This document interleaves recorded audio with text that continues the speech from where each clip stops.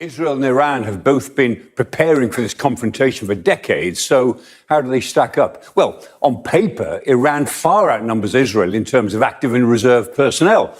Iran is a much bigger country than Israel, 86 million people to Israel's 10 million people. So the Iranians have got 960,000 personnel, Israel have got 634,000. But this war, of course, won't be about who has the more manpower. It's really about who has the best technology, particularly in the air war. And on that score, there is a clear and obvious winner. So let's look at the attack capabilities. Now, first, Israel's weapon of choice. Of course, there are its fighter jets, the F-15, the S-16, and the F-35. Very stealthy, the F-35 can get through radar defenses undetected. Very, very useful weapon system for the Israelis to operate. The Iranians, they operate much older Russian jets, and they've lost some of them. They don't work as well. And so instead, they've built up a huge stockpile of missiles and drones.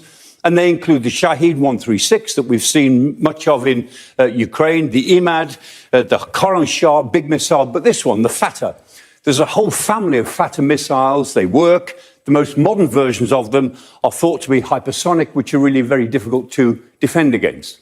In total, it's estimated that the Iranians may have 3,000 of these ballistic missiles. Most estimates would say it's probably nearer 2,000, but undoubtedly they have a lot of them, and they could keep throwing them at Israel over the coming days and weeks if they chose to do that. And Israel claims that Iran was building up the capacity to manufacture 300 ballistic missiles a month. And that, with their ranges, would put Israel and hundreds of US bases in the crosshairs around the region. So if you look at a range map, undoubtedly, the Iranians have a big capacity building in terms of their ballistic missiles and their drones.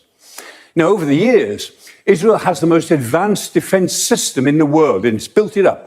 And it's getting support from United States assets in the region. And that system, most people call it the Iron Dome, but Iron Dome is only one type of missile. So there's the Iron Dome missile itself, there's David's Sling, which is a high-altitude, short-range, very fast missile, and there's the Arrow 3.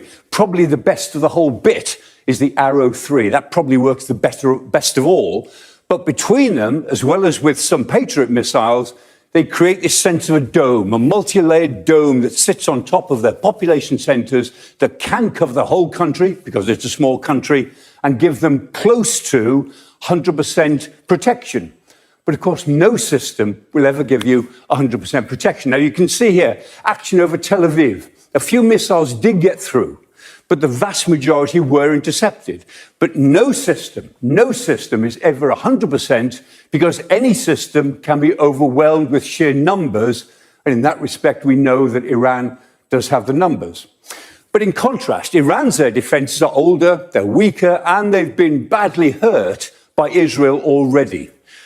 Now, the IDF have actually looked at some of these systems. The S-300, an old Russian system, doesn't work that well these days if you know where it is. The Korad 15 and the Tactile Hunter. They're okay, but they're quite old. And the IDF has released these images of them attacking Iranian surface-to-air missiles near Tehran. And there they are. If they can spot them, they can destroy them. They've got enough intelligence to know where they are, even those which are mobile, like the S-300. Once they've spotted them, then effectively they're dead if the Israelis decide to go for them. Finally, Israel has the one thing that they don't want Iran to have: nuclear weapons. The Jericho 2, which is a nuclear weapon-tipped missile. The Israelis will never confirm or deny whether they have nuclear weapons, and they deny that they are running a nuclear program in this way, but we all know that they are. They have the Jericho 2, it is nuclear. The Iranians would love to have what the Israelis have had for years. And in response to these attacks, the Iranians talk a very good game. They talk big, and they can certainly hurt Israel. But in a war of the skies, which this is going to be for some time yet, Tel Aviv certainly has the upper hand.